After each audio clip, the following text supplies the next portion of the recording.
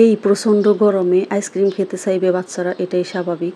শুধু বাচ্চারা কেন, আমরা বড়রাও আইসক্রিম খেতে পছন্দ করি। আর এই গরমে তো কথাই নেই আইসক্রিমের খাওয়ার ব্যাপারে। তাই খুব সহজে ঘরে তৈরি করে নিতে পারেন পারফেক্টলি দোকানের মতো আইসক্রিম। দোকান থেকে চড়া দামে কিনে আপনি মন ভরে খেতে পারবেন না। অন্যদিকে আপনি বাসায় তৈরি করে মন ভরে খাওয়া যায় এবং পরিবারের সবাই মিলে খাওয়া যায়। তো আমি এখানে 1 কাপ পরিমাণ হুইপড ক্রিম নিয়ে নিয়েছি। এটা টপিক্যাল হুইপড ক্রিম। এখন এটা আমি মিডিয়াম স্পিডে বিট করে নেব। এটা যতক্ষণ না ফোম তৈরি হচ্ছে ততক্ষণ আমি এটা বিট করতে থাকবো। যেখান থেকে আমার ভিডিওটি দেখছেন প্লিজ একটা লাইক দিয়ে পুরো ভিডিওটি কন্টিনিউ করবেন। আর যদি ভালো লাগে চ্যানেলটি সাবস্ক্রাইব করে রাখতে পারেন। ফেসবুক পেজ থেকে দেখলে পেজটি ফলো করে রাখতে পারেন। এবং লাগবে আমার দুধ। আমি এখানে আধা কেজি থেকে একটু বেশি ছিল আমার কাছে দুধ। এই দুধটা আমি জাল করে ঘন করে এবং চিনি দিয়ে দিয়েছি। আমি পরিমাণ মতো চিনি নিয়ে দিয়েছি, যেহেতু আমার হুইপড ক্রিমে মিষ্টি আছে এজন্য চিনি পরিমাণ বুঝে শুনে দিবেন। চিনি দিয়ে আমি এটাকে জাল করে ঘন করে ডিপ ফ্রিজে রেখেছি 1 ঘন্টার মতো। ডিপ ফ্রিজে এভাবে রেখে দিলে এটা একটু জমাট বেঁধে যাবে, তাহলে বিট করতে সুবিধা হবে। এখন এগুলো দিয়ে আমি লো স্পিডে বিট করে নেব।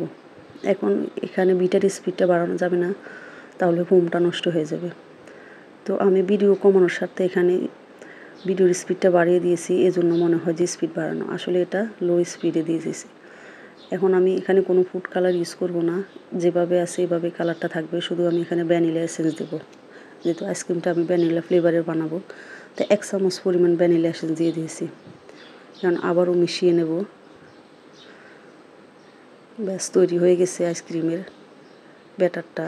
তো এভাবে খুব সহজে দোকান থেকে চড়া দামে না কিনে খেয়ে ঘরে তৈরি করা যায়। তো দেখুন আমার এখানে একটা বাটি, এই বাটি 1 বাটি হয়েছে। এখন উপর থেকে আমি কিছু চকলেট চিপস দিয়ে দেবো এভাবে। এটা দিলে হচ্ছে না দিলে হচ্ছে, যেহেতু এটা ভ্যানিলা আইসক্রিম এভাবে মজা। যেহেতু আমার ছিল হাতের কাছে থাকা, একটা দিয়ে দিয়েছে, আর বাচ্চারাও পছন্দ করে। তো এভাবে রেখে ডিপ ফ্রিজে রেখে দেবো।